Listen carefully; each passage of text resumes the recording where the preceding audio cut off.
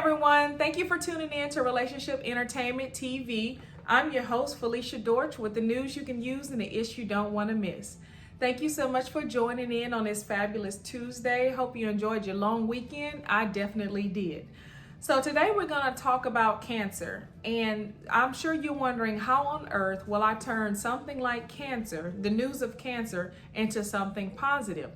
But stay tuned, because I have a phenomenal story for you. You're absolutely going to love this, as well as it's going to tug on your heartstrings. So last Thursday, we talked about Chadwick Boseman and his battle with cancer, and he battled for about 4 years before passing on last week.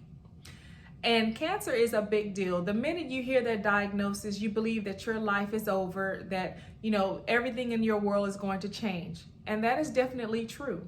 I have a background as an RN, as I stated in several of these videos. And I've also had the privilege of working with cancer patients, or what we call the oncology ward. I have taught chemotherapy, which is the type of drug that some cancer patients receive to help target and kill the cancer cell. So I have been around these type of patients for an extremely long time. I actually worked for MD Anderson in the protective environment unit for quite a number of years, at which these patients are so immunosuppressed, meaning that they don't really even have white cells to help fight any type of infection.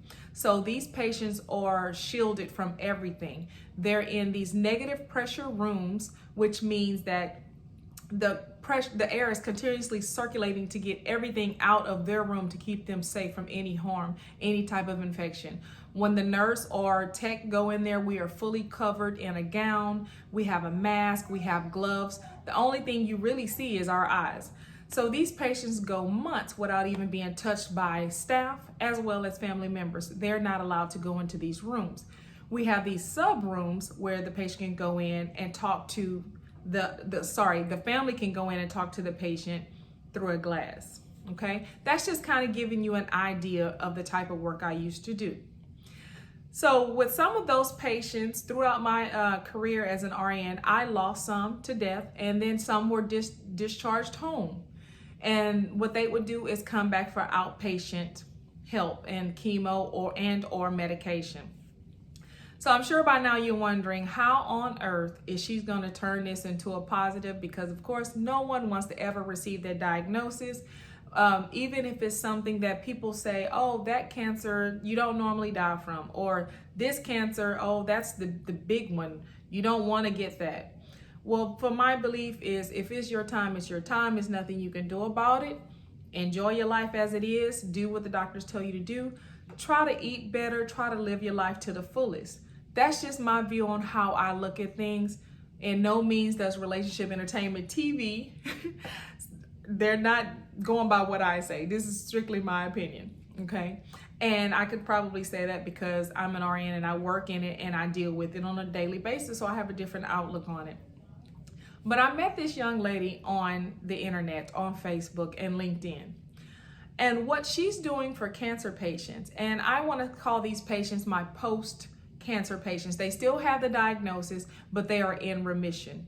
So this young lady that I met, she developed this organization that puts a smile and warms the hearts of all who have dealt with cancer, who's dealing with cancer, who've watched loved ones die from cancer.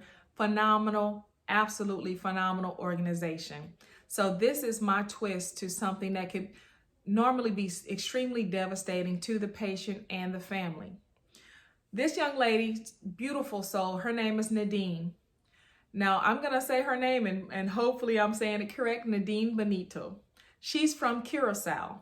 Curacao is one of the islands closest to Aruba.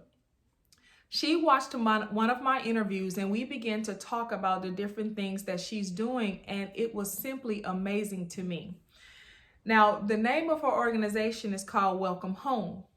Now, I'm going to give you a little synopsis of what Welcome Home is and what she does, and then I'm going to go into a little more detail about her organization and then tie it all in together at the end.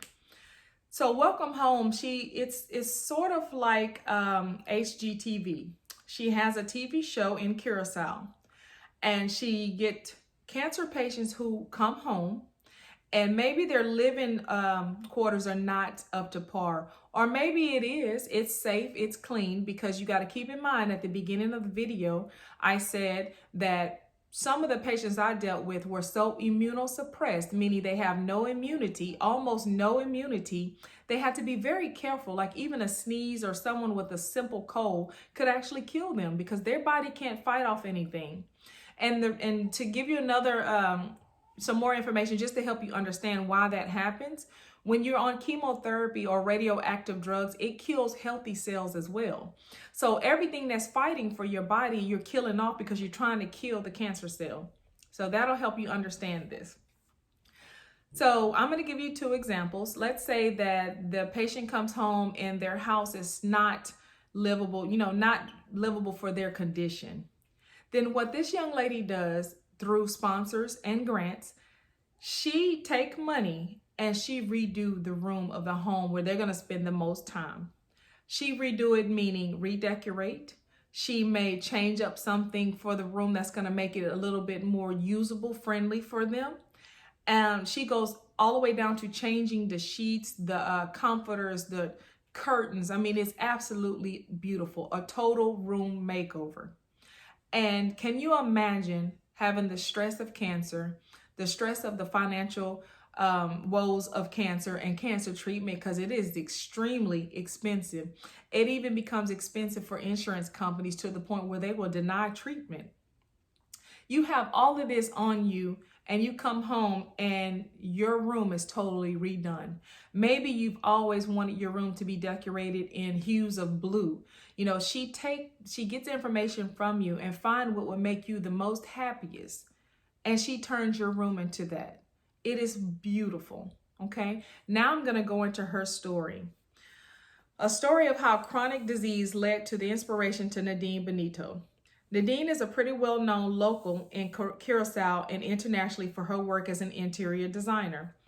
After the sudden sickness and recovery of her father, Nadine made a plea to God to give her an inspiration in order to give back to the community with her profession as an interior decorator.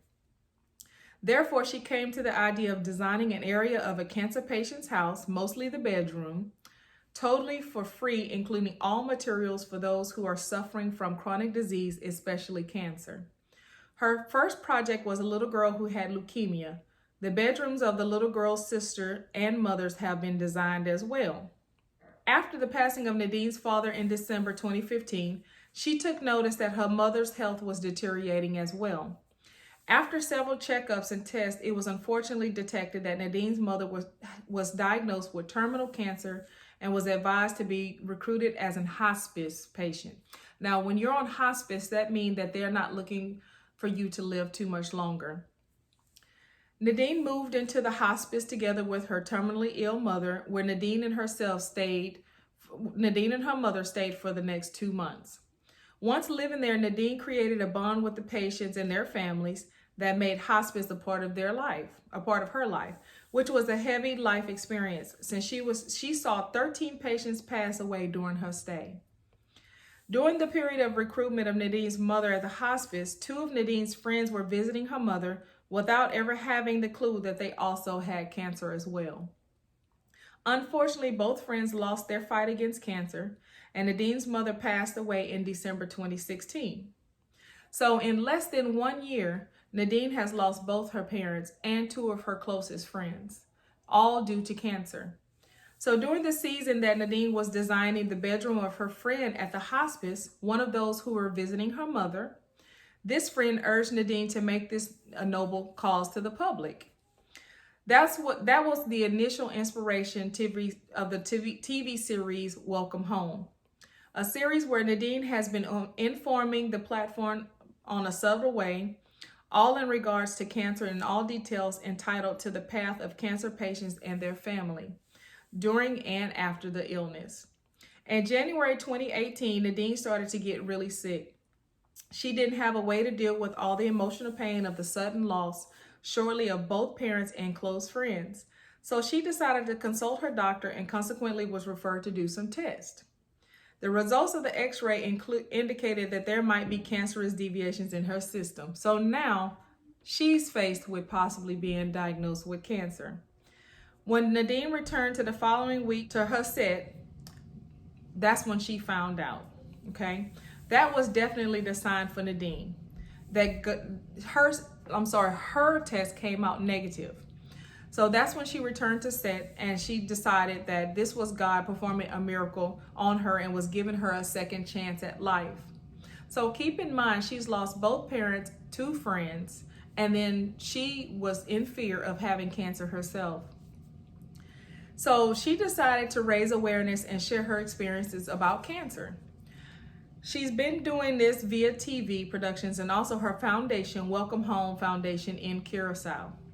Not only to inform, but also to share her very own experiences together with those of beloved ones. In order to show her solidarity to the patients who lost their fight against cancer and those who are still fighting, she decided to shave off all her hair for that period. So even though she wasn't diagnosed with cancer, and some people, or most, dealing with chemotherapy, they end up losing their hair. She shaved off all of her hair as well. And she just did it as, solidarity for the cancer patients, her mother, her father, and 2 of her closest friends. This was to honor and show respect to all who lost the fight against cancer and those who are still fighting this chronic disease. She also dedicated 2 episodes of her series to those who lost the fight.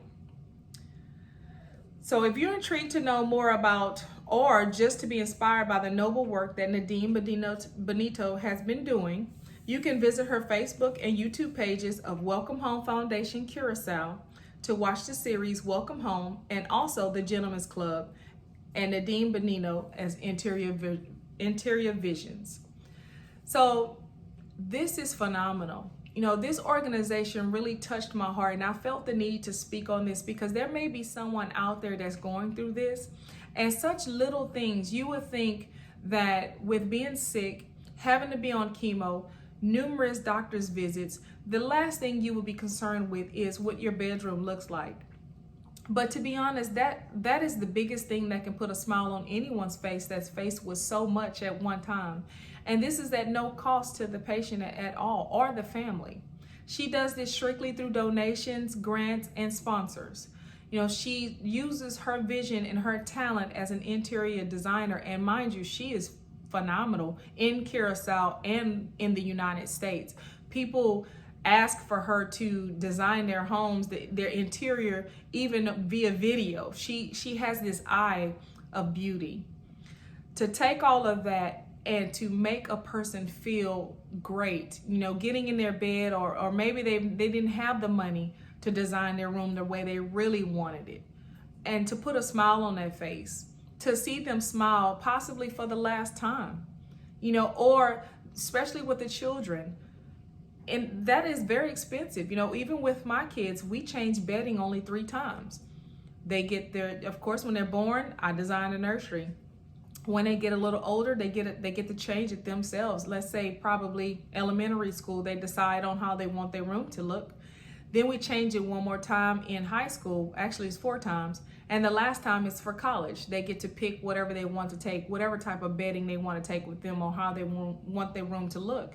And that was exciting to them. So I can only imagine someone who's down and out about, 1, the diagnosis of cancer, 2, the financial woes of it all, because it's extremely expensive. And then they're not feeling well. And then they have to worry about how they're going to take care of their family, especially if it's a parent, or if it's one income household and the person that was working is the one with cancer. Just the little things of making them happy goes a long way. So I hope that you find this very interesting. I hope it touched your heart in any sort of way, because it definitely touched mine.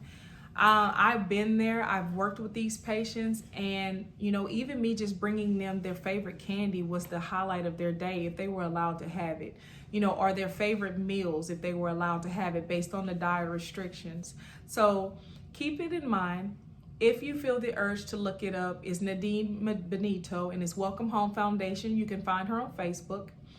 And my whole reason of bringing that up is to show you that there are people out there in the world that are trying to put a smile on the faces of the ones who don't have anyone or maybe they do have a whole family, but they just don't know what to do to make that person happy. So we have one person changing the world, in the cancer world, we should say. So again, I am Felicia Dortch with Relationship Entertainment TV, with the news you can use and the issue you don't want to miss. I'll see you again on Thursday.